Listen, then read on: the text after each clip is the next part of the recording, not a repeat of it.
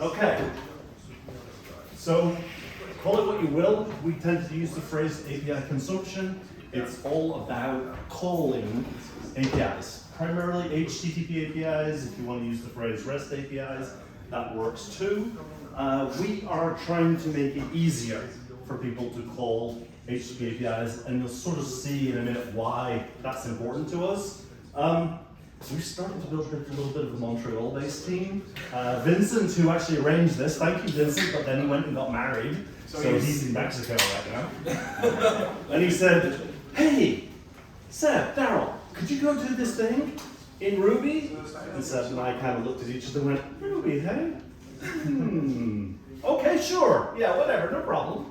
And so that's the three of us who are based here in Montreal. The team that are working on this set of tools, product, to access APIs is all over the world. We have a PM that's based in England, we have a team of devs in Nairobi, we do have some devs in Redmond, but you know, we're kind of all over the place. So to your question earlier, like, we work from Montreal, but not really in the Montreal office of Microsoft. Once every 6 months we'll go into the exactly. offices. Like earlier today before we came here, using our badges, make sure that they still beat the So the actual team that we work on is the developer experience team for, call it a product, called Microsoft Graph.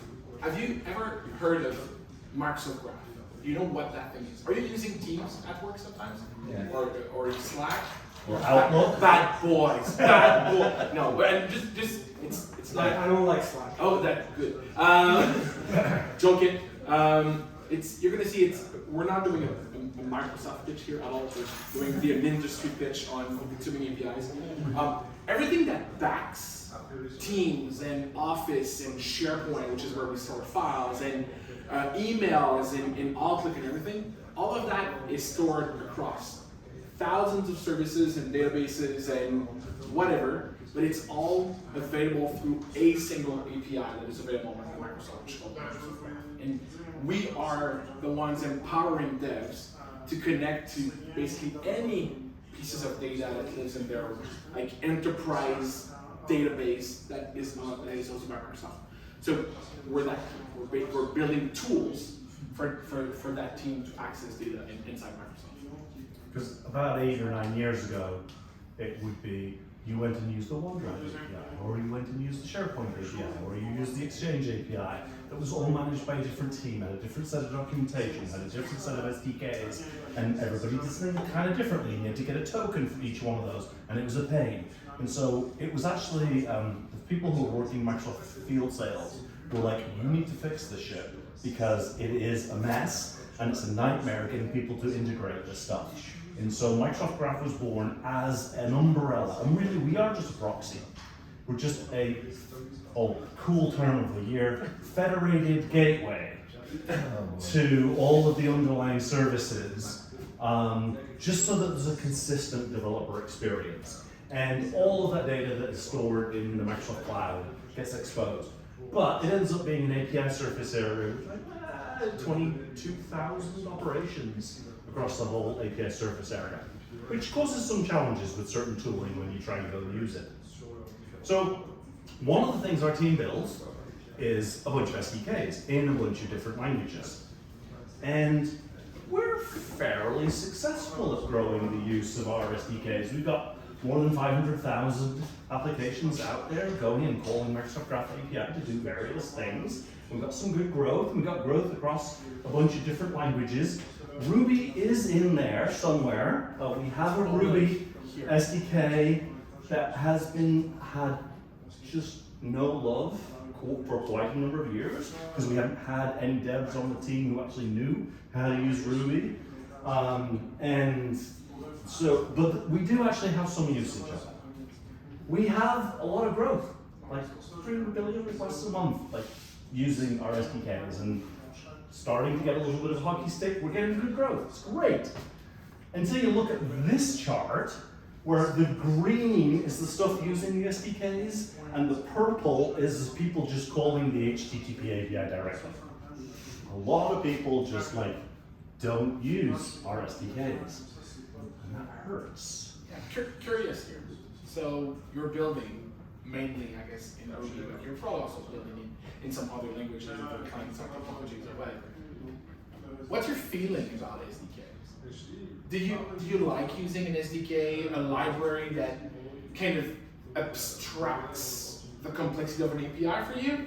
Or you're like the warrior that comes in, hey, I know how to do it. I know how to do it, it's easy. Get that resource, passing in a bearer token, boom, access, and then, yeah. Well, if your need is in your mind before you start applying the recipe, is that it should be simple. You know, it's I just need this, some very basic thing. Maybe just a call. You know, you're in your Python or Ruby world, so just call that HTTP, get the JSON resolved, and that's it. But your question is also, okay, if there's some, I would say, behavioral content, maybe libraries, maybe some tricks that I don't know because, you know, it's a new field, and maybe I want to be well taken care of. Maybe I would like to get a module or package or an SDK, something a little more advanced, sophisticated, look at tutorial, trying to figure out what's going to do for me. Is it doing what I need? Cool. I'll just import it, download it, package it, whatever. Yeah. And then I use SDKs for that. Awesome. Are others feeling the same? Maybe many people are using, I'm not know the exact results, but maybe they are using legacy software. They're just updating it day by day and they don't want to go on all the stuff. Sure. So you don't touch, so whatever is there. So maybe you're using an SDK and you don't like it because you're in an old code base. Or you're not using an SDK because you don't like it because you're also in an old code base or whatever it is. That's your real use case. Yeah. You want to say something? Yeah, because actually at work, what we do when we don't have an SDK, we build our own SDK type of module. Yeah. So it's like the cost of migrating our stuff. It's not like that expensive, but why we will do it if we already have one? Yeah. Ish. How many SDKs do you maintain today? I don't have a number. Good. 5, 10, 100? Maybe I have. There you go. So, why do we care about people using SDKs? Well, we spent a while in the space and we found people run into a bunch of issues. So we've built stuff that makes it easier to do auth because getting the token is usually one of the hardest parts of actually calling an API. Over on Microsoft Graph World, we have started to have some advanced capabilities where admins can control access to a variety of things and make sure that you're doing multi-factor authentication. And we handle all these kind of advanced auth type scenarios in our SDKs, so people can get on with just doing the business that they're trying to do and not worrying about all these fancy new security things. Retry handling, you know, people hammer APIs and you end up returning a 429, and we do the right thing, return retry after headers that say how long you should wait before you try again. And our client stuff libraries do that. You know, serializing and deserializing of payloads, for the most of the time, it's fairly straightforward until you get a JSON payload with a date or a duration or a very large decimal value or a decimal where you care about the precision. There starts to be a bunch of edge cases. When you have things where you're using inheritance and you have polymorphic collections, it gets harder. We take care of a lot of these things. So we have found that by developers using SDKs, they can build apps and get to market faster. And you kind of stole my thunder on this. Yeah, slide. sorry, I actually. This is my how do you feel about SDKs? And what I've found is like there's people who either love them or they hate them. Right? It's kind of like I won't use your API unless you give me an SDK, or yeah, get out of the way. I know how to make HTTP Who requests. likes Vegemite? That's disgusting. Oh. You like SDKs and Vegemite? We're not gonna be friends.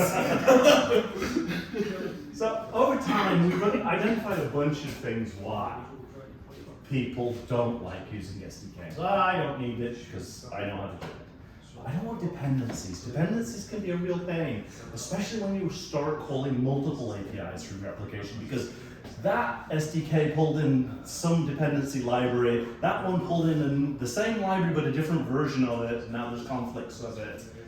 There can be challenges. People can struggle to find SDKs because it's like, well, where do I go looking? Well, okay, maybe you can go looking on your package manager and you can find it, but is that the official one or is that some kind of like community developed one? Performance, people are like, well, they're not too sure about that SDK. Was it written efficiently? Is it buffering content inside of there? Did somebody know what they were doing, or did they just use a code generator and spit out garbage, right? Because they were just in a hurry and the boss told them, go generate this thing in 7 different languages. Because this is the problem as an API provider. You don't just have to support one language, you've got to support a bunch of languages for the broadest audience. We have a unique problem of having 22,000 endpoints, is that our package gets kind of large. You can talk to Seb afterwards about how large our TypeScript package is, that we probably will never ship because of how big it is. Some people don't realize the value that it's bringing. It's a marketing problem. And quality is definitely an issue. There's a bunch of not very good code generators out there. There's also a bunch of challenges with code generators often will work off an API description. There's a lot of low quality API descriptions out there. So there's reasons why people don't want to use SDKs, but then there are people who absolutely do want. And I want to walk through a little bit of a scenario of one of the popular APIs today, and sadly it's called OpenAI, so I'm going to have to say the words OpenAI and OpenAPI together a few times, which is hard work. Good luck. So OpenAI, everybody's into ChatGPT and all the things, so I want to go and call it and integrate these great LLM capabilities into my application. They've got a really nice developer portal, and they show you how to do it. You can learn a lot of things about how to call ChatGPT from this API. And if you want to build your application, they've got SDKs in Node.js and Python. Everything else is like, community library. Go figure it out yourself. Now, they did provide an OpenAPI description. And so you can go download that OpenAPI description and you can feed it to a code generator so it will generate an SDK for you. In fact, that's actually what they did for their TypeScript, JavaScript. No, the Python they hand coded, their JavaScript one, they generated.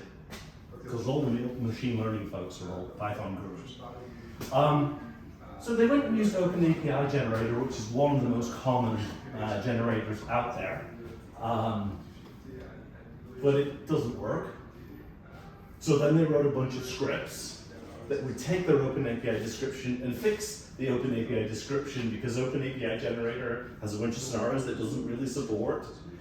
And so it just becomes complicated. And okay, fine, it does generate, and it will work if you're working in a fairly dynamic type language, because the way that OpenAPI has described their API, especially when you're doing prompt completion, they have this little description here, using a JSON schema one of, and they say, if you want me to do a prompt completion, you can send me a string, or an array of strings, or an integer, or an array of integers.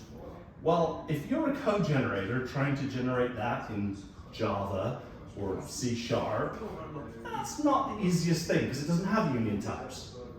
And so most SDK generators will not be able to handle this. So what's a good developer to do? Well, maybe somebody else has gone and built something. So I'm going to go to my package managers. I'm going to go to NuGet, and I'm going to go, if I'm a C# developer, and I'm going to search for OpenAPI. Fortunately, I have a luxury of many choices of 37 different packages to choose from. Which one am I going to pick? None of them are official. We have no idea how long somebody spent. We don't know which ones of those are doing Bitcoin mining inside it, right? How long, whether or not it's ever going to be supported. And it's not just in the C# world. If you go to NPM and search for OpenAPI, there's 60 odd packages there. They even have an official one. There's still another bunch of them. So it's like, you're like, oh, well, which one am I pick? I don't know. Which one's going to be supported? I don't want to take a dependency that's going to go sour. I know what I'll do. It's not a very big API. There's only those few endpoints. I only need to call some of them. All right, I own, right? And then we've got another one. I can it's just calling HTTP. I know how to make HTTP calls. And the happy path of making HTTP calls, yes, is a fairly happy path. It's not too bad. It's those edge cases that come back further down the road when you deploy the app into production and something goes wrong. And you're like, oh, I wish I had something a little bit more robust and more resilient because I just didn't have time, or it's not my area of expertise. I know how to do a basic call, but I don't really know how 429s work, or what a 202 means, or what a 407 means, right? So this is where we are trying to help out here. We're trying to help out API consumers consume APIs, because traditionally, the role of having an SDK is a burden that we put on API providers. I've got an API. I want all of the people to come use my API because I think it's awesome and I want to get customers and I want to reach the widest audience, so now I have to produce SDKs in all of these languages. But I'm going to produce a bunch of SDKs that are not quite the same as another API who produces a bunch of SDKs, and so there's that resistance. And like you saw our numbers, like we're a team that has spent a lot of time with SDKs, and we're only seeing 40% of our customers using our SDKs, even with the effort that we put in. And I've talked to people at Google, I've talked to people at GitHub. Our numbers are no worse than anybody else's when it comes to adoption of SDKs. Yes?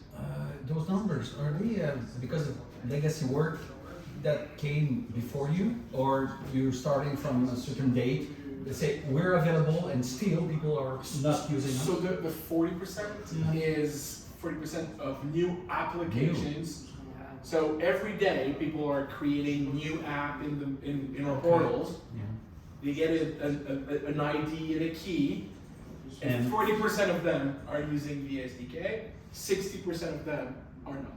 And we have a team of people looking at our portal, trying to optimize our paths to get people to take them down the happy path. Like we're funded to do this, and yet there's still a challenge there, right? There's still that resistance, and it causes people to go build stuff. So, how do you solve the problem where there's all these different options that you don't like any of them? You go build another one. We built a new code generator. Oh, that's the wrong way. I want to go that way. And this is just kind of a high level of the way we think about the way we do code generation. We are building it off OpenAPI because we went through a bunch of years of API description wars and the war won, and OpenAPI basically won as a description format for interoperability.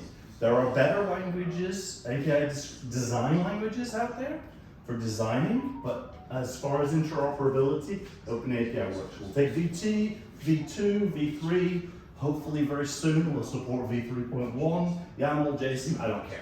Whatever you want, pull it in. We take that set of URLs in the API and we build a tree out of it. There's a lot of other code generators who have tried to take the list of operations in an OpenAPI description and tried to create a bunch of methods on a class. And it doesn't scale. And it requires developers to go and fill in the operation ID. So first of all, I design my API, and then you want me to go and give a bunch of new names so that you know what to do code gen. We don't, we use the path structure, that hierarchy. And that works well for us with Graph because we are a big API surface area. You'll see what we mean by that. So we built the URI space, and then we create a code DOM. A lot of code generators out there will try to use templating as a way of doing it.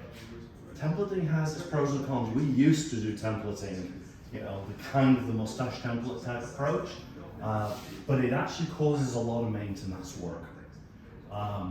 And it ends up pushing a lot of logic into the templates that are specific to particular languages, which becomes a maintenance burden.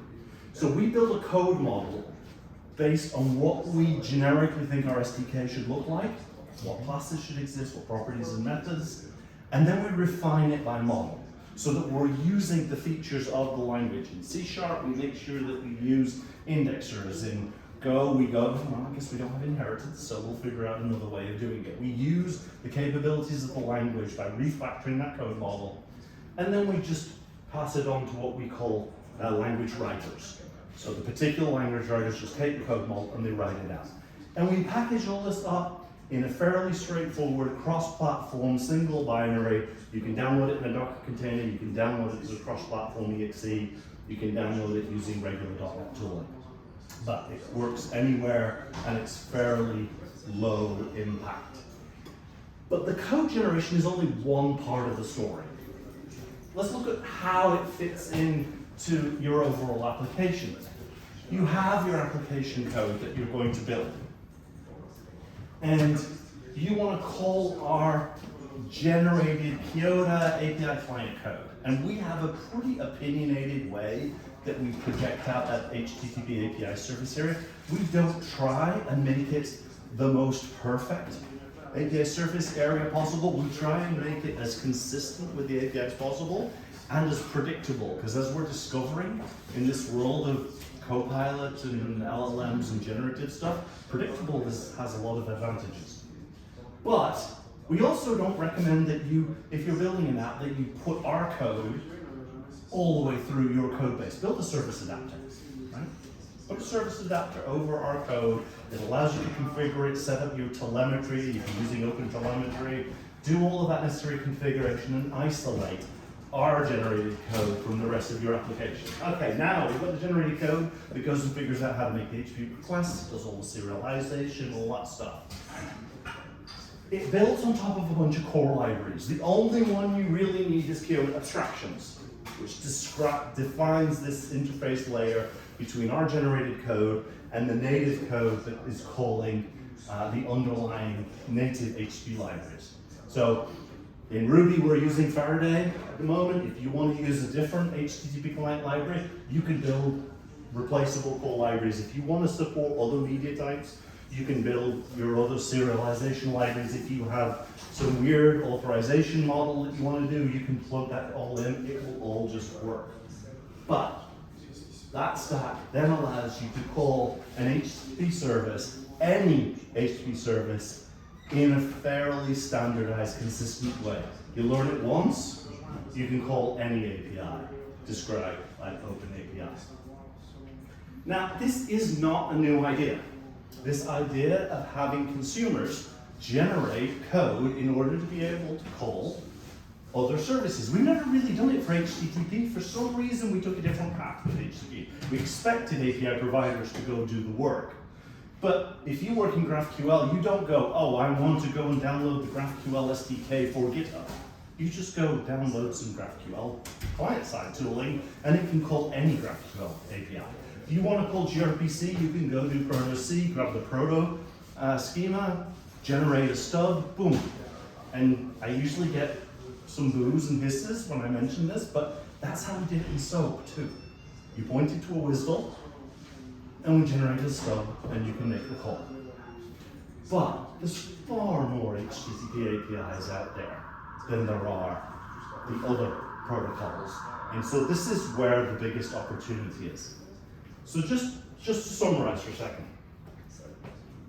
Why are we doing something different? Because there are other OpenAPI, there are other code generators based off OpenAPI that are out there. We're focused on the consumer, and what we discovered when we started focusing on the consumer, as I mentioned it before, it's way more than just generating the code. There's a whole experience around, I want to go call an API. First of all, you've got to discover that API and its OpenAPI description. That in itself is a challenge. So we built tooling to go searching for OpenAPI descriptions. And we've got a bunch of different techniques as how you can find the OpenAPI that you need. We also recognize is that people don't consume APIs in the same level of granularity as the way people publish them. The team that publishes this says, here's this set of functionality that does this set of things that might be useful to you. And you as a consumer go, I want that and I want that. And I don't really care about the rest of it at the moment. I only care about those things. Why should I generate code for the whole surface area when I only care about those? So we built tooling that allows you to just generate the code for the parts that you care about. And I'll go back to Microsoft Graph. When you've got 22,000 endpoints, nobody calls them all, and you have size problems. So if you can just pick the ones that you want, you don't have size problems anymore. We don't even call them. We don't know what all of them are. Exactly, they're all hidden. OpenAPI support, I'm a little bit of a zealot on this particular topic. I've worked since 2016 on the OpenAPI Technical Steering Committee. So I contributed a lot to OpenAPI v3. We're currently working on OpenAPI 3.1. We're currently working on OpenAPI v4, codename Moonwalk, because nobody likes OpenAPI and everybody still calls it Swagger. So we figured, well, if we come up with a new name, it's cool. Maybe people will stop calling it Swagger.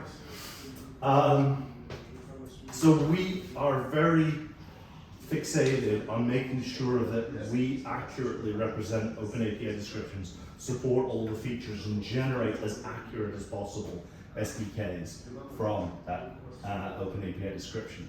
I mentioned about the fact that we built this URI space. Rather than me try and describe it, it's better if you just see it in the demo as to what we mean by that.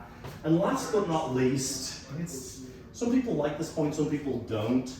And especially because we are a completely open source project. We are, I'm going to say, wait, are we Apache or MIT? I think we're MIT licensed.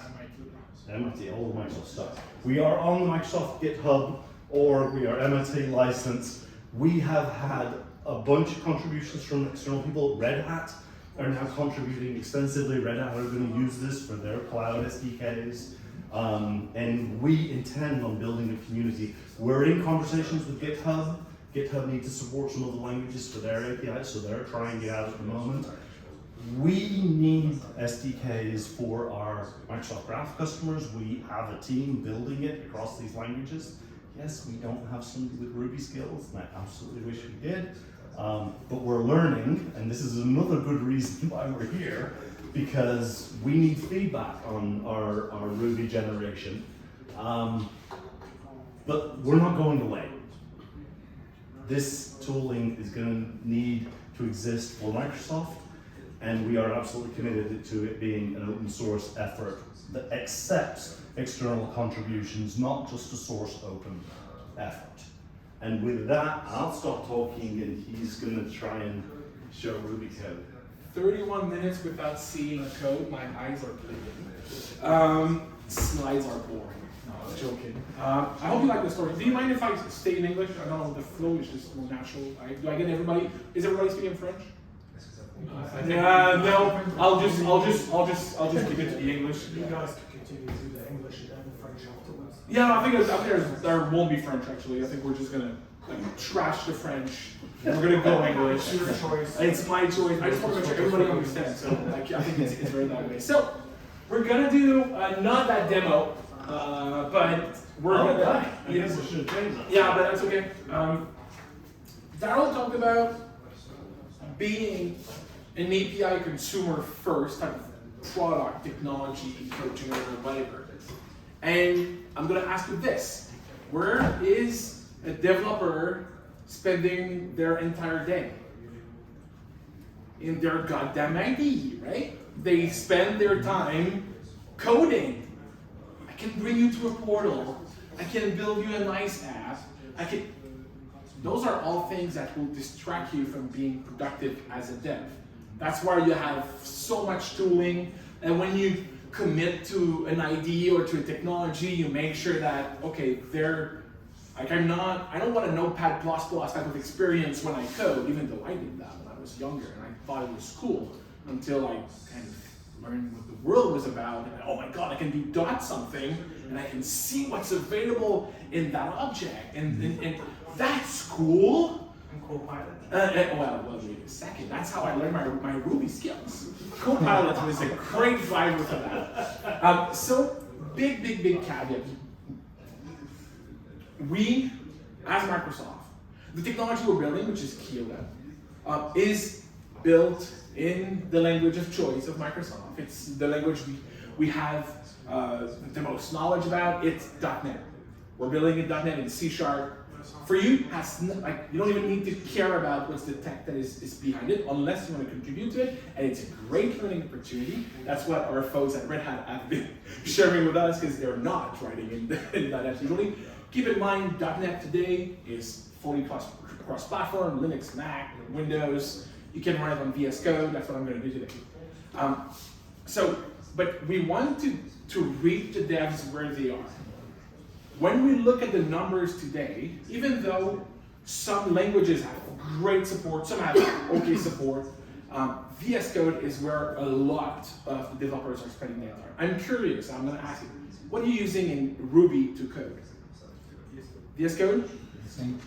Okay, cool. And which? I use JetBrains. Okay, so that's the other one. Well, maybe like in the compete space. We're trying we're starting with VS Code. Everything we do is actually part of the Kiota, like the CLI we build. So actually plugging into where devs are building could be something that we think in the future. So if we say that we live in VS Code, that the devs are there, that the tooling is there, why not build for these folks, right? So let's go on and open up. We have an intern this summer who's going to try building IntelliJ plugin. IntelliJ, and there we go. So there we go. We're going to extend some of that. So let me close that thing here and close Teams. Just hoping that there's not like an NDA thing popping up on my screen. And let me open up that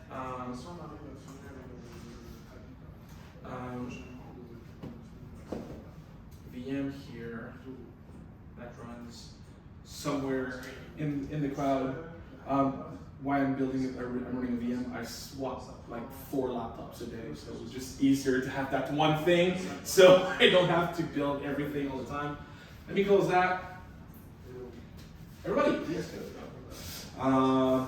It's dark. Do you prefer light? No, it's okay. Sometimes I switch to light. Yeah. Just to make a change, but Yeah, then you're like, I'm better. It usually, in presentations, we should be using light. It's a small room, so I'm not too scared. We're even going to follow. So where do we start? I want to learn about Kiota. By the way, I'm recording you. Is light better for me? No, it's going to be okay. It's going to be okay. So I'm here, I'm in my machine, I run this on Windows.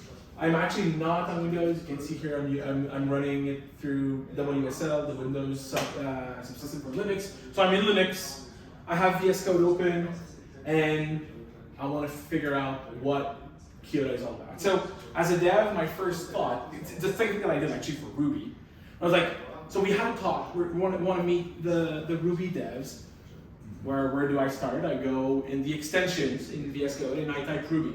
Then I got a little bit confused about all the ways to get IntelliSense and debugging and everything. I ended up with the Shopify extension. Is that the best one? I don't know, like the one that like provides all the really cool IntelliSense and running debug, whatever. Autocomplete, yeah. Yeah, IntelliSense is very Visual Studio, sorry about that. So that's why my search might have not really done the best thing. So I'm gonna go here, I'm gonna search for stuff, I'm gonna search for Kiota. And then I find that one extension, which is the Microsoft Kiota, where you have a little description here, it's already installed, you install it. What it does 2 things. It installs the extension, so basically UI add-ons in some areas of VS Code, and it also installs the CLI, so the tooling to generate code inside VS Code. So as there's like an app folder somewhere, it installs it there, and it tells me at the bottom that I'm using the Kiota 1.1.3 version, which when you come back to us and you say, your stuff is crap, it broke my code, we're gonna ask you for that. So that's why we write it up. We never broke code. Anyways. That's why it's going to be a 114. Exactly. So, let me close that panel here. I don't need that. So, I installed it. Pretending I installed it. It took 3 seconds. And now I have a new kind of graphy icon right here. It's Kiota. Welcome to Kiota. We're going to do this. And I'm going to do this. We start there. The first thing Darrel said earlier is devs have a hard time to find APIs. I have a hard time finding APIs. When you're building tools in the OpenAPI space, I can tell you that finding OpenAPI descriptions that are valid, well written, that are an actual representation of the real API is a challenge. So we're like, we can't believe all the dev needs to go through this if we need to go through this. So we're going to build something really cool.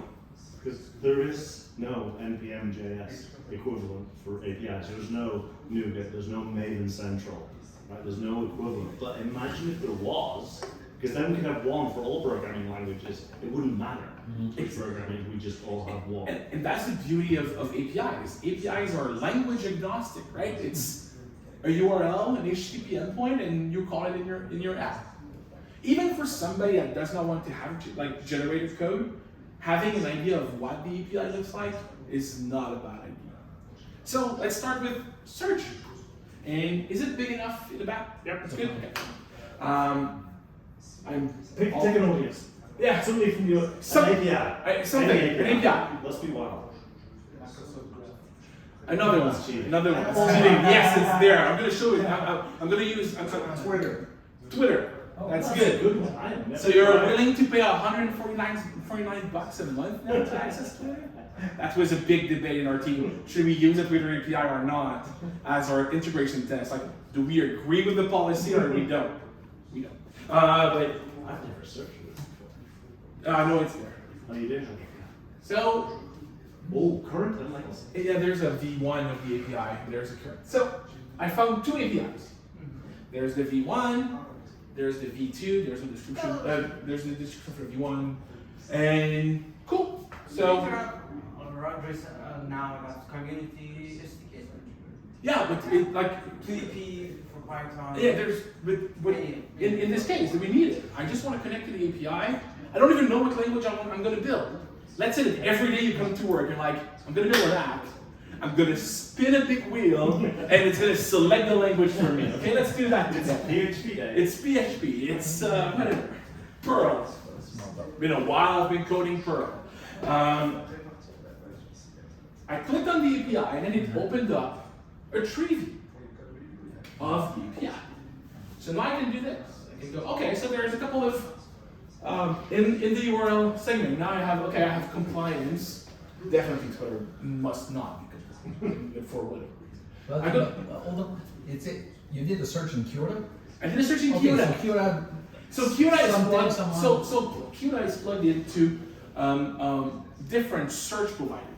We use a first one, which is a portal called API Gurus, which is a vetted set of OpenAPIs, 2,500 approximately OpenAPIs that are vetted, confirmed, valid. We also use GitHub. So basically, anybody in the world could create a repo, tag the repo at the topic Kiota index on their repo, and we're going to search for an API.json on that repo. So what is a cool thing is everybody can publish that using GitHub, so zero cost. I do that. I go through PR mechanism. I update my thing based on the updates in my API. But also, we provide the capability to do that for private GitHub. So you can log into the tool with GitHub. And then you can do that in your private GitHub repos. Are you using GitHub private to do some stuff?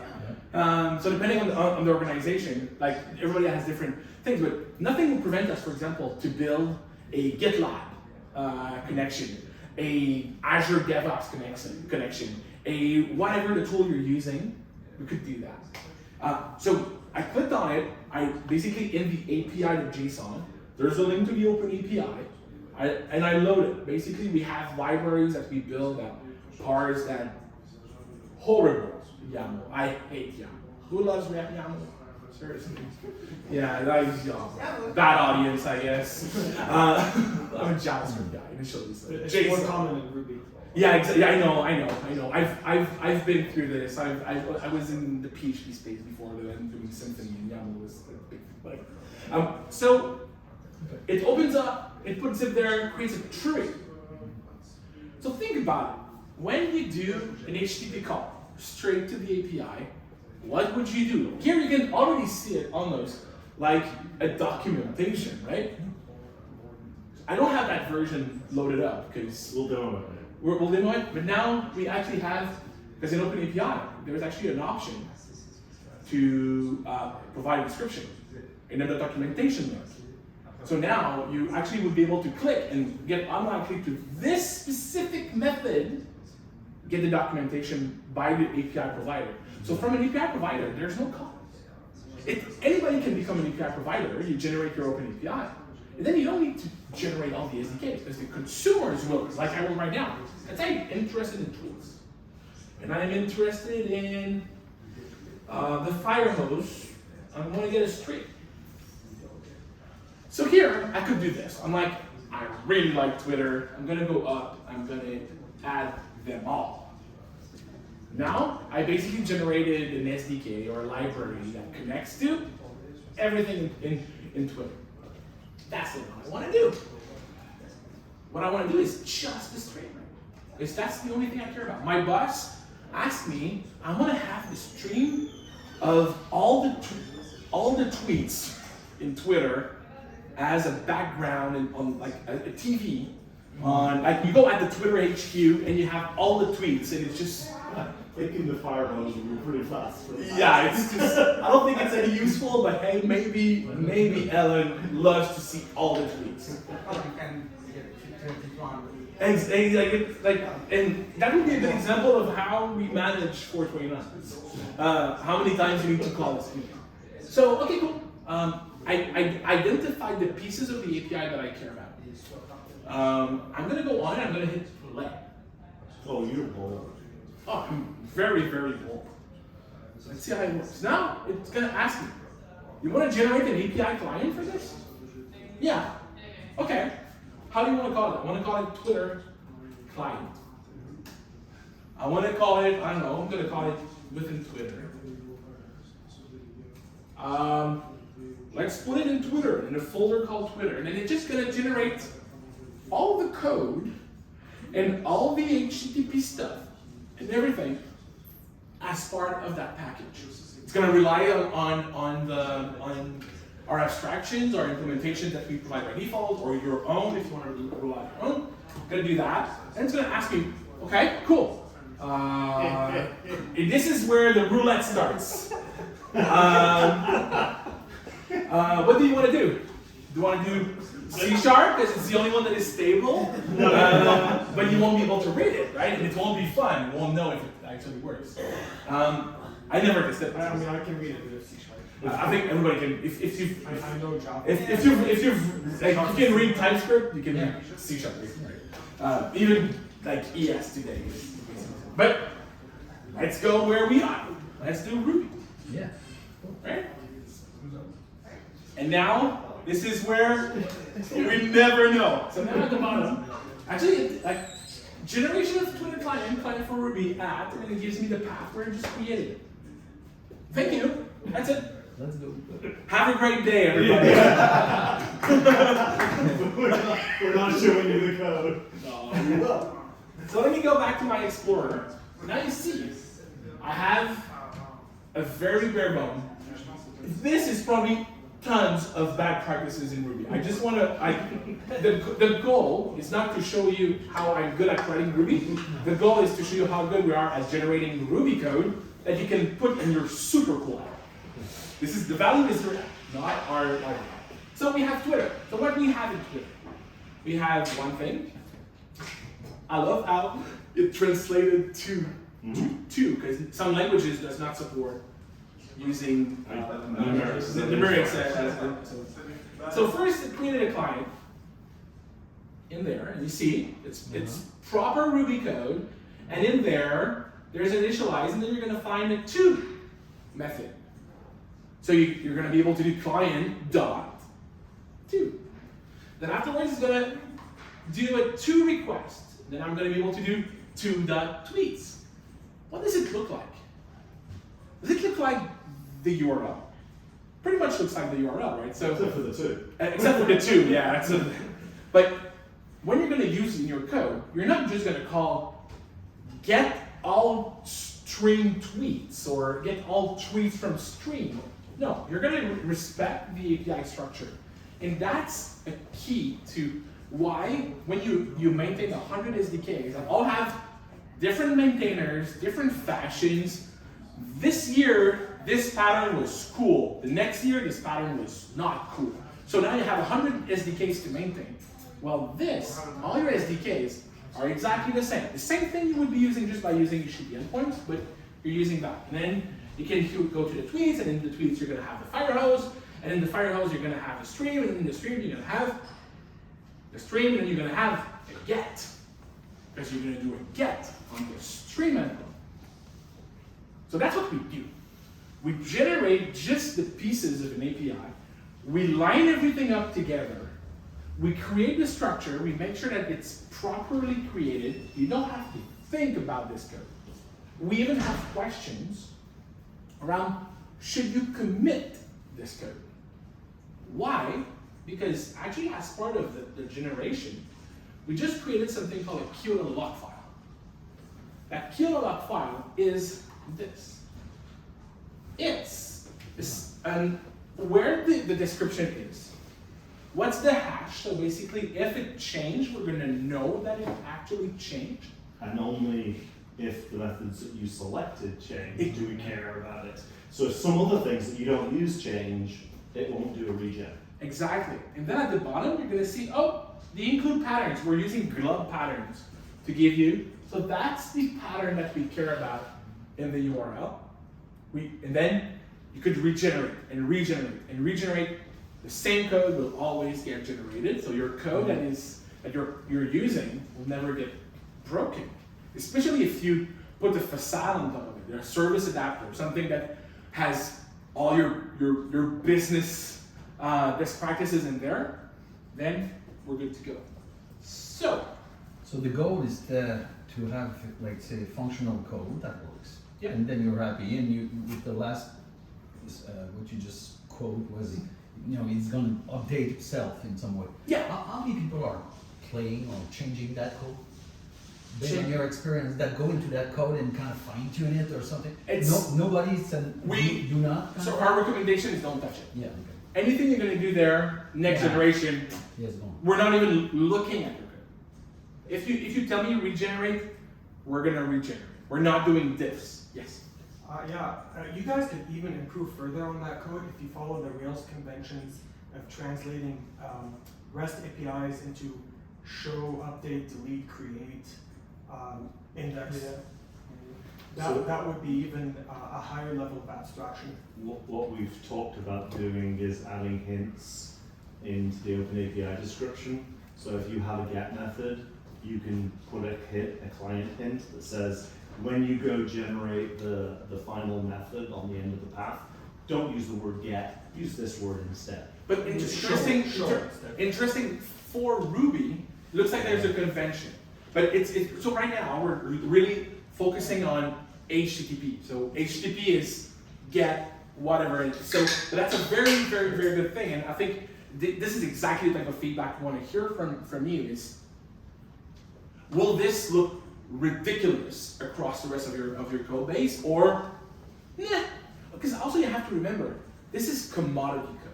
It's code you don't really want to maintain. It's code you don't really want to write, especially, and it's code that even you might never commit, so you might never see that real code. You're going to see the projection of it when you're going to call it, but the actual code, not that much. So let's do a real scenario. So I didn't want to test it on the Twitter API, because I don't have $149 to spend tonight. But let's delete this. And let's go back and let's... And you don't need to delete. You can have as many SDKs side by side as you Oh want. yeah. Just for the We sake... don't want to tempt fate. Exactly. So we want this to run. Exactly. So let me go here. Let's go search. So I'm going to close the previous API I had. I'm going to go search. Earlier today, Darrel told me it would be cool if we're doing kind of a blog posts demo. I want to list all the blog posts that are in my blog. And it appears that Darrel is very fluent in Latin, in good lorem ipsum. So we're gonna do that. So basically, we have an API somewhere. I'm gonna search for it. I'm gonna do blog. So I'm gonna find two. I should find two. Yeah, there you go. So there's the Blogger API from Google. It's there. Who uses Blogger today? Anyway, I use it. You use it? Oh my God! Move! Do something. There's cool stuff. Like do a Next.js, like static web app or whatever. Anyway, and then there's a second one, and it's hosted on my personal GitHub. That's what I did here. I provided my own API to this API that lives somewhere in the cloud. So I'm gonna select it. It's the second one. I'm gonna go here, and it's gonna load it right here. And there's two sexy ones. One which is post, and the second one which is users, right? But Darrel this morning told me I really just want to see the posts. So fair enough. I'm gonna go and I'm gonna see the post. I'm gonna go here, and I really care about performance.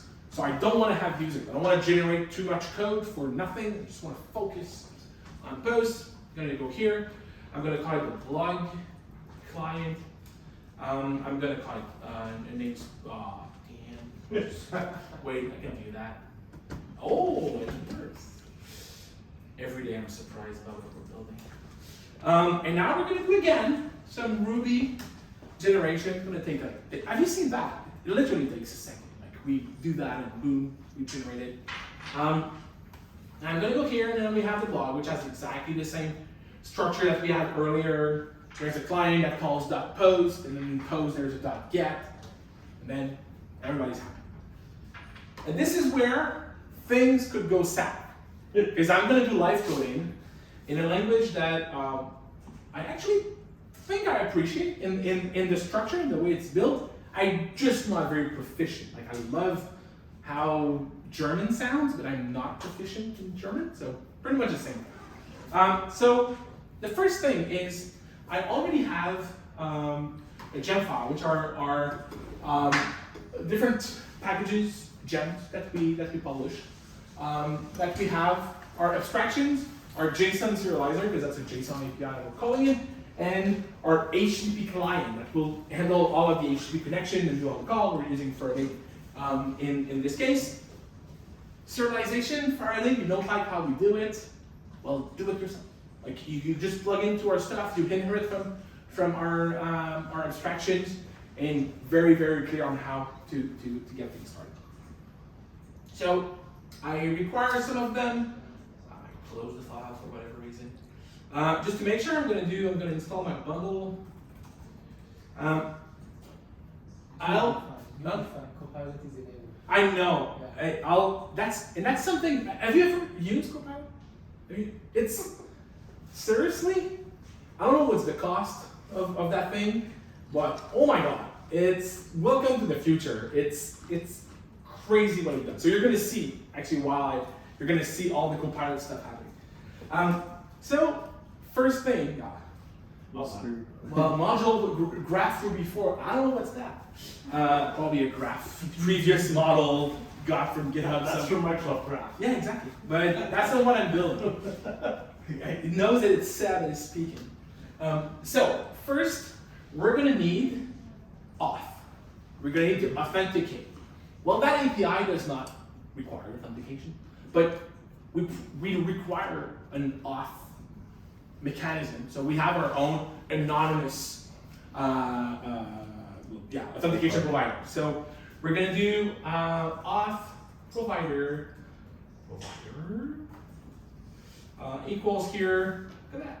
I'm going to actually use the anonymous we already created. This here, I'm going to do a .new. Do I need the parentheses there here? I don't need it if it's empty. Right? Yes, exactly. That's actually cool because it makes everything so much more focused on what you're doing. So whatever. So then afterwards, that auth needs to be passed into how I'm going to talk with HTTP. If I need to append to a header, an authentication token, or whatsoever, I need to do that. If I need to create my own request adapter that will adapt my request and will kind of play with what's coming back and how I want to inject auth. So I'm going to do a request adapter equals Microsoft Faraday, and I'm going to do a Faraday request adapter. And here I'm going to pass in my auth provider. I'm saying every request needs to go through that auth. So the auth know how to do things, you don't. Just use the auth provider to do that. By the way, you deleted the .new by mistake, then constructor. You're definitely right. That's why you are there. Because then you're like, damn, it doesn't work. Then afterwards, I need to have my client, the client that talks to my blog posts. So I'm gonna go here. I think I need to do that, right? Well, in that case, I'm gonna do blog/blog client. In this case, I think I need to do that like this. Or not, we'll see. And here, I'm gonna have the var. Look at the guy that does type here. I'm gonna have Copilot, and this is where Copilot comes in. Thank you, Copilot. Does it for me. It's great. So I create a new, I pass in my request adapter. So when you talk to this API, use that request adapter will talk with this auth provider, magic happens. And this is where we really call our API. I have a client, it's authenticated. In our case, it's not, but it could. That's where you can do client dot. Why do I have the? I know why. Because I'm missing this. I think. Yes. And now I can find my posts. Nothing crazy there, right? It's just using Ruby at this point. But now I can do that get. And then we learned about that fiber thing to do async and concurrency stuff. So I'm going to do a resume. Might not be in the exact good way, but and I'm going to do this. That would make sense, actually. I think. I'm going to do a post title. Does that make sense? Yeah. The thing that does not make sense is I know that my API returns an object that has a value prop, and the value prop has all the array of posts. So I'm just going to go here and add that value in the resume that I get. So if I go here, I do Ruby on. Well, look at that.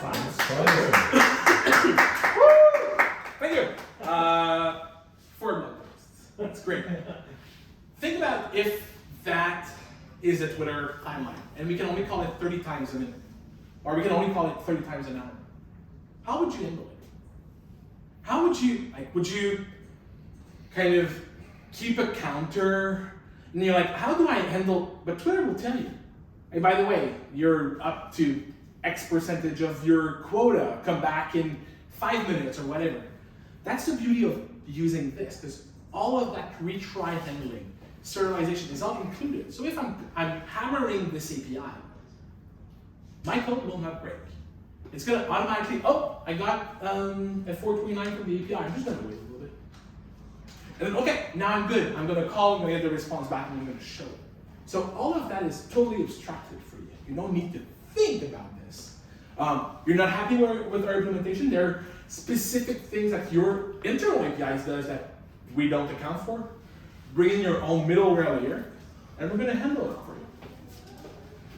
you. So, last thing, we're 8:02. Are you okay if we spend like 4 more minutes on VS Code? I know, because like 31 minutes without code. We usually spend about an hour networking time, so this is good. This will give us more topics to network about. Exactly. So, Darrel in the afternoon, he called me, was in my car, and he was driving downtown to have like his gazillion number of meetings that he has. This guy is very busy. He called me like, I'd love to get the users also. Oh, well, my code is generated I don't know. Let me try. So that's really the beauty of Kiota. Kiota has that log file, right? Tells me what are the posts, what are the patterns are included, what are the APIs are included. I can go here, I can go right click and say, select log file from API Explorer Review. Okay, so basically it brings my API and brings it back for me. So, cool, okay, I have posts, that's great. That's me, the add user is, Darrel really wants the users. So, okay, gonna hit play. It remembers everything I already told him. What's the namespace, what's the name of the client, and so on and so forth. It generated it, and now I can do client.users. Oh wow, it's there now. Get resume, you get what I'm doing here. It's like resume.value each do user, and that will work. That's actually the name, and now I should have both users and posts. But imagine starting with a small footprint. You said it earlier. I'm gonna try stuff, and then you're like, oh, this API is really cool. So you build your own HTTP client, and then I'm gonna add some more, and then somebody joins you in your team, and then this becomes out of control. Where this, we're just generating a new endpoint on that API. So that's what Kiota is, providing you as a dev the power to connect to. I'd love to say to any API or any HTTP API, we have to be more honest by saying any OpenAPI described HTTP API, but with a decent OpenAPI. With a decent OpenAPI, but our goal is to really shift the momentum. Instead of you doing, okay, I need to connect to that blog thingy. Let's go. Google or Bing. Go Bing. Or ask ChatGPT to do it for you, and then it's going to give you gazillions of options, or Google will give you gazillions of options, and you're like, which one do I take? Or do I take the official one and I get bloated? And that's really where you are in control now of any type of connections you're making to the API. Yeah. No. Okay, I think I had a question. I'm thinking something, but yeah, like you are using like post.get.resume. So this is like built in every module like same, or it's different? What do you mean? Like there is a method like post.get.resume. Like resume means like this is a method to continuously get the data? So the resume is part, so we made an architecture choice as part of our Ruby implementation to use fibers that helps you do concurrent calls and basically doing asynchronous calls. So that's how you basically asks, you ask, okay, now Ruby, do the actual call. Now it's not just like queuing it, now it's resuming it. So the return, the value you're getting back is the actual collection or the model or whatever from the API and the documents. But the rest is all what we project. Like the users is, think about twitter.com/v2 /get/ and then you would get a JSON object with a value prop. It's client.pathSegment.pathSegment.pathSegment, however many path segments in your URL, .http method. And that's how you get the result. If you want to do a post, you're going to just post like an anonymous object in there. You're going to post your ID and your user you want to add, or you want to do a delete. You're going to pass in just the ID of the user or whatsoever, and we handle all of them via really the core HTTP verbs that HTTP is meant to be used for. How many APIs are using posts or deletes? I've seen that thousands of times. Yeah. Maybe I don't know, 20 minutes ago you referred to documentation. Could it be, that'd be the nicest if I could get doc also, or samples or whatever. How much would you pay for this? You know, if it keeps you in VS Code, it's very good. Okay, so how much? I don't know. That's really cool. Because you'll be on top of the world. You have everything. Exactly. So OpenAPI has a concept of embedding per operation documentation. So Darrel, can you go and search for graph? please. No, I'm going to search for GitHub. Can you search for GitHub, please? Yes, I'm going to search for Stay GitHub. neutral. Yeah. GitHub is not neutral. No. Okay. GitHub is owned by Microsoft, so don't think it's anything Okay. neutral. And here is, A bigger OpenAPI, so it takes a little more. Yeah. this is the tree. I'd So like to the see. GitHub I'd API. like to see. I'd like to see the emojis one because I'm a big emoji. You like the emojis one? Yeah. Where's the emojis? I don't know where it is. Let me just see if I can find it. Oh, that's good. Oh, there it is. Oh, there's a filtering capability. That's That's great. Oh, wait, interesting. This version, which is still in the PR in our repo, All right. makes the tree a little bit bigger. Not only does it have the path segments in the tree, it now tells you what the operations are. So you can now project out not just I want this path, but I only want the put, or I only want the get, or I won't. So you can control it down to the method, and we get this delightful little icon here, which when I click on it, it's going to go, oh, you want the docs for Oh yeah. emojis on GitHub? Fuck yeah. It's right there. You want to know what the response looks like? Plain language. Yeah, It's right there. Yeah, that's cool. That's cool. That's it. And as It's called hyperlink. yeah, the web was built on it. Yeah. As Sebastian was saying, we can do Microsoft Graph, and we can pull this down, and it's bigger, so it'll take a little bit longer at the moment. We have plans for making this faster, so I don't have to fill in the time as much with a little bit of dialogue whilst it's loading up the OpenAPI picture. We also have an open issue for, could we have like a spinning thingy? So there we have, this is just the V1 API. The beta API is even bigger. And the same thing here, I can search for applications. Ooh, I have to spell applications correctly then. Should do fuzzy magic. And then I can go here, and it takes us into the Microsoft Graph documentation for that particular endpoint as well. Oh, easy. And That's different. Huh? Yeah, like That's harsh. I prefer the previous example. Fair enough. however we can help you. You can really get I lost want into to- Microsoft. A trial. Yes. Can you get me the list of attendees of a meeting on Teams? I was gonna say let's search for attendees. well, they're not called attendees. I don't believe. Yeah, they are. Well, there's an attendee report. But that's that you how- get that's how we get it. after the fact. After the fact, yeah. Yeah, that's it.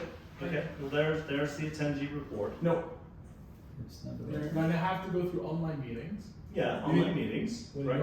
you're under a user, so. Oh yeah, so Yeah, basically, You can only get I access to- scheduled the meeting is mine. So you could /user/seb Yeah. ID, whatever. /online meetings, and I'm going to be able to see all my meetings. You're going to select that /ID/attendee report, the get, and you're good to go. So you have to know the organizer of the meeting beforehand. That's why I think that the easiest one is the other endpoint, Yeah. which is more agnostic, Yeah. which is like communication/online meetings, and you need to know the ID of the meetings. Which Both, is almost impossible to get. yeah. You need to be a bot to basically get online. So part of my job is sitting through API reviews with teams that bring these APIs to Microsoft Graph, and if I had $1 for every time we've had an argument with this team that you have to make it easier to get that online meeting ID, but there's reasons why they can't. So, But- yes, would be really, really helpful. Okay, basically and that's the beauty, right? When you know the domain of the API you're looking for, filtering is super powerful because, like, literally it's 2,700 documentation page that we have for our API. If you know the join URL, you can filter on the collection using the join URL as a filter. Like it makes So- my skin crawl just even admitting that. There you go. Did you close my deck then? No, I have my VM. Oh, your VM. Okay. I have a roadmap slide just to kind of talk about where we're going, just to cap off the story. Do that. It's yours. Oh. Enjoy. Roadmap. So, we've got the CA, the C# GA, or made generally available as Microsoft lingo. We got to get all of the other languages too. You saw a bunch of them were like experimental preview. We need to get those all to stable so that we get broad support. One thing you might not notice is we actually have a generating of a CLI. So if you have an API and you want to generate a command line tool, we can generate a CLI for it to be able to just call it from the command line. For those in the Microsoft world, we're probably in the future going to do PowerShell too. You've already seen our IDE integration. We've talked about our building partnerships with Red Hat and GitHub. Documentation is it's very soon. As soon as our dev comes back from getting married, we'll get that merged in. And also documentation from another standpoint, where the tool Kiota has a documentation portal where you can learn about how to install, how to use, how to configure, how to bring your own implementations on our own abstractions, and so on and so forth. If I actually put the learn, it's on our main Microsoft portal, our Kiota documentation. No, I have to do back. And you're especially typing on your own keyboard. Yeah, and it's plugged into the other one. So that's probably why it's not working. As Ruby is experimental, we need to do work. We need to find a dev who's got some skills, help us out there, and dedicate some time to actually bringing the last pieces. Because like we were doing this yesterday, going try this API. Oh shit, that doesn't work. Oh shit, that doesn't work. Okay, we're gonna have to go build our own API because there's a bunch of edge cases. Because there's lots of things that can do. So there was some smoke and mirrors there. Okay. Yeah, yes and no. It's a real working API, but it needs to be in a shape that is very similar to how we project the code. If you want to try it out, I'd love to get an issue on the repo, aka like ms/Kiota, and you're gonna land on the GitHub repo, add an issue and say this doesn't work, this should be like this. Here's a proposal. I'd love to hear it. Yes. Out of curiosity, out of the trials and error that you did, what's the rough percentage of working out of the box Ruby APIs? And I know it's a work in progress and you're getting better at just setting expectations. So here's the scenario. Where we have issues is we build Kiota as a generic tool, but our test bench is Microsoft Graph. Microsoft Graph has some special cases. And I would say I wouldn't say the most special case, but is we never return a collection. We return an object, a value that has a collection. So APIs are sending raw arrays. They just don't work right now. Holy moly, that's a very high percentage. Exactly. So basically, the code, it's literally, there's a single line of code that needs to change to support that scenario, to treat it as a collection, like from the get-go, and not just as one prop. So that's the only. We could have worked way easier if that use case was in there, and we did not catch it because we hadn't got far enough in our testings. All of our other languages are using like 20 or 30 different open APIs from tons of different. We're probably 80% there, and 90% of APIs won't work for one or two reasons. Yeah, exactly. Yeah, so it's a bunch of edge cases that are more than just edge cases. But it's not a ton of work. No. Good. Yes. I have a suggestion. You mentioned the CLI. I actually own a Ruby open source project for building GUIs in Ruby. Desktop GUIs. I wonder, and I've been thinking about the idea of actually auto-generating GUIs from web HTTP APIs, like REST APIs. So I just want to throw that suggestion as another idea. Right.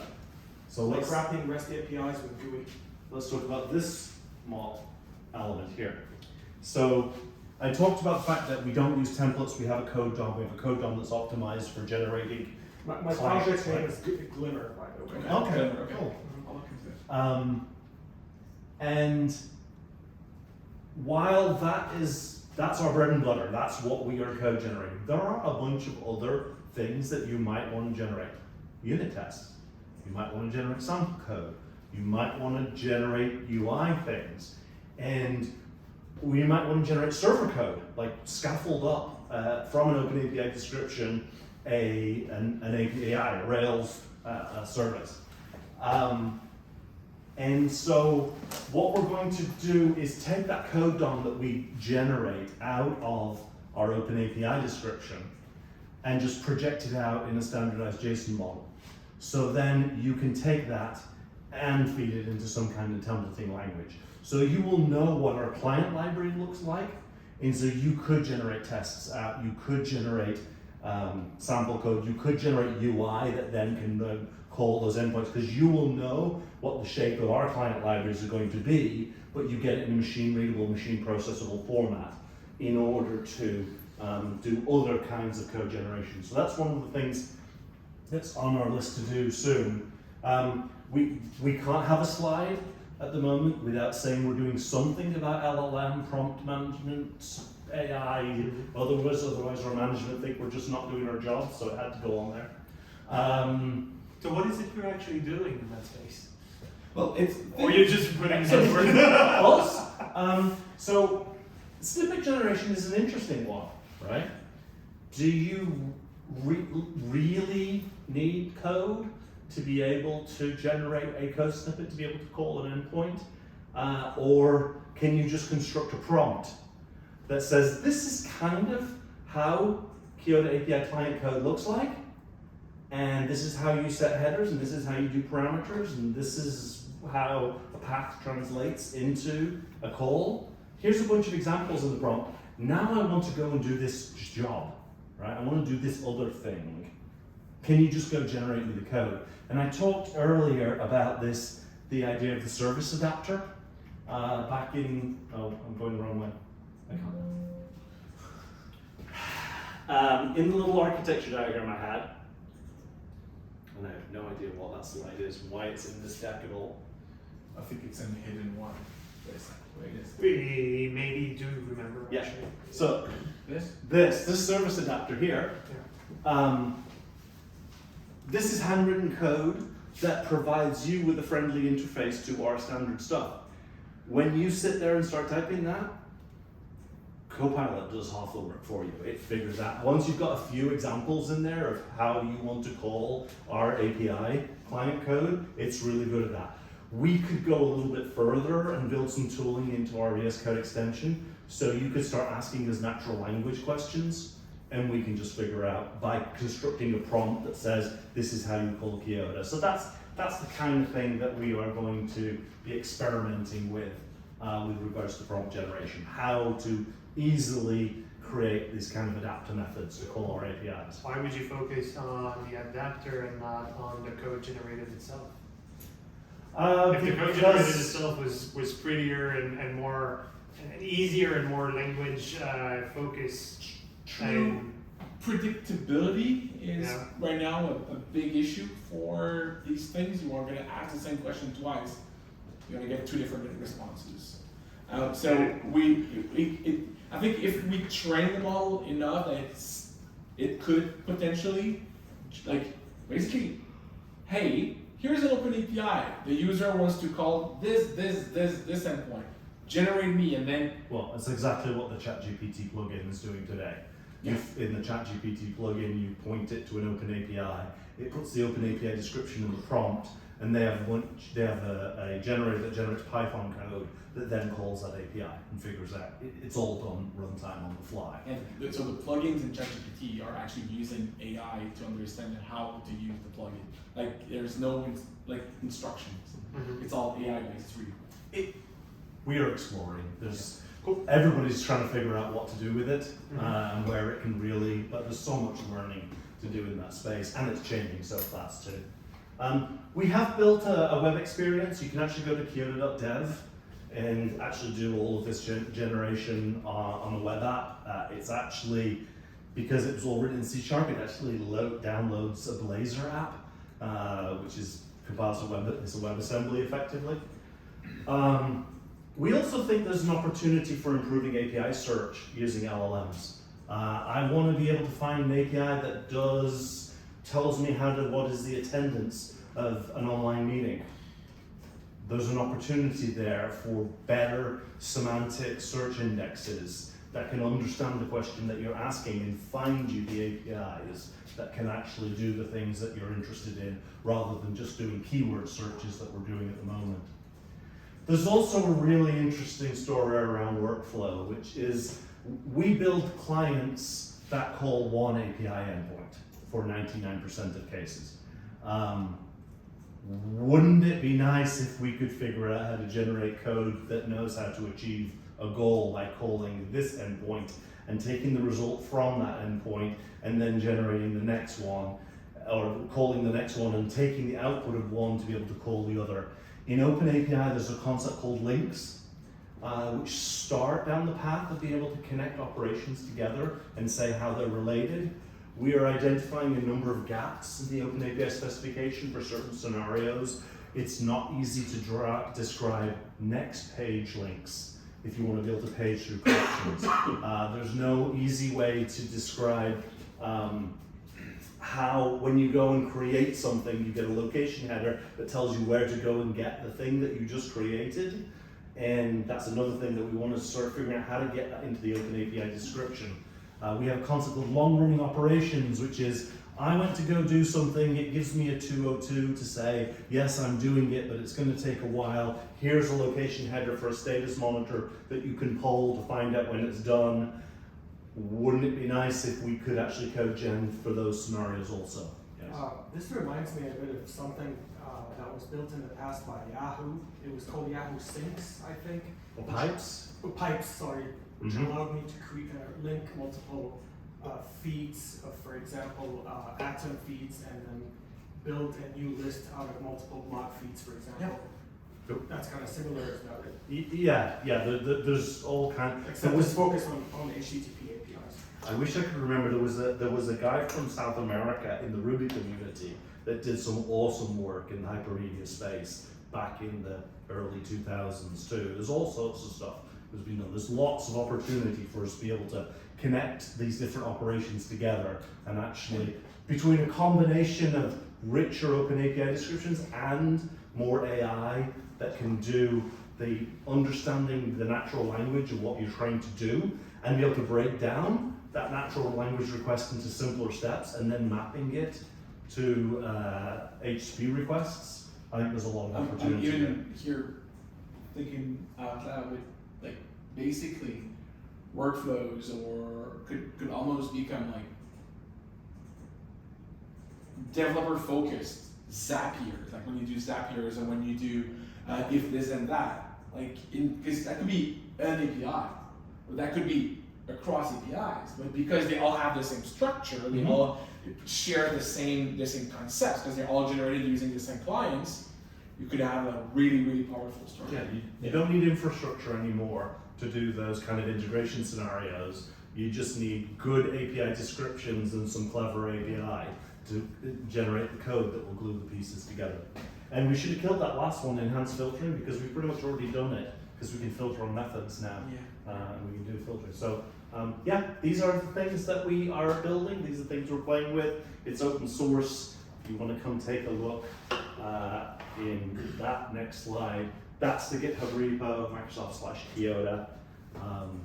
We're welcome everybody, because we want to be open source, not source open.